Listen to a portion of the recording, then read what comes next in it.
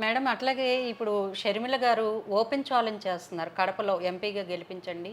YS వివేక ఆత్మ న్యాయం కోసం ఘోషిస్తోంది అని చెప్పేసి పబ్లిక్‌గా అంటున్నారు. చట్టసభల్లోకి నేరస్తులకి, నిందితులకి చోటు ఇవ్వకూడదని తాను కడప ఎంపీగా పోటీ చేస్తున్నానని చెప్తున్నారు. దీనిపై ఏమంటారు?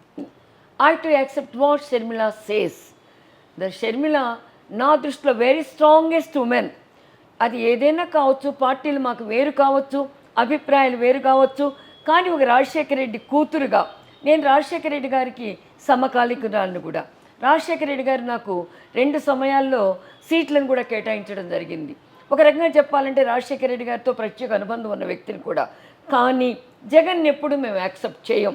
షర్మిల గారు నిజం చెప్పాలంటే ఈరోజు ఆమె మాట్లాడుతున్న తీరు, ఆమె ప్రవర్తిస్తున్న విధానం, ఆమె ఎంచుకున్న మార్గం, ఆమె ప్రజాస్వామ్యం కోసం గళమెత్తి గొంతెత్తి ఆ గళంతో గొంతుతో సామాన్యుడిని తడుతున్నటువంటి విధానం చూసిన తర్వాత ప్రజాస్వామ్యం గెలవాలి, ప్రజాస్వామ్యంలో నేరస్తులకి చోటు లేదు. అది నా అన్న కావచ్చు, నా తండ్రి కావచ్చు, నా తాత కావచ్చు, ఎవరైనా కానీ ప్రజాస్వామ్యంలో నేరస్తులు ఉండడానికి వీల్లేదు. ప్రజాస్వామ్యం అన్నది సామాన్యుడికి అందుబాటులో ఉండాలి. ప్రజాస్వామ్యం అన్నది అన్యాయాలు, అక్రమాలు, దౌర్జన్యాలు లేకుండా నీతివంతమైనటువంటి, అంబేద్కర్ మెచ్చుకున్నటువంటి, ఒక స్వేచ్ఛతో కూడుకున్నటువంటి, సమానత్వంతో కూడుకున్నటువంటి వ్యవస్థను అందించేదిగా ఉండాలి అన్న నానుడికి నాందిగా గెలిచినా గెలవకపోయినా నేనున్నాను, నిన్ను ఎదుర్కొంటాను, న్యాయాన్ని నేను అన్యాయం జరిగితే ప్రశ్నిస్తాను, న్యాయాన్ని గెలిపిస్తాను. ఎక్కడ కూడా వివేక ఆత్మ శాంతించడం లేదు. గొడ్డలతో చిన్నాన్నని నరిగితే దిక్కులేదే. సిబిఐ వాళ్ళు వచ్చి అవినాష్ రెడ్డిని అరెస్ట్ చేయాలంటే ఒక హాస్పిటల్ అంతా కూడా దిగ్బంధం చేసి పరిపాలన మా చేతుల్లో ఉంది కదా అని చెప్పి సిబిఐ యొక్క దాన్ని కూడా ఇక్కడి నుంచి వాళ్ళని తరివేసి ఢిల్లీకి తరివేసినటువంటి ఘనత కేవలం జగన్కే దక్కుతుంది. ఆ పరిపాలన అందిస్తుంది ఎవరు? నేరస్తులు కాదా? దాన్ని ప్రోత్సహిస్తుంది ఎవరు? నేరస్తులు కాదా?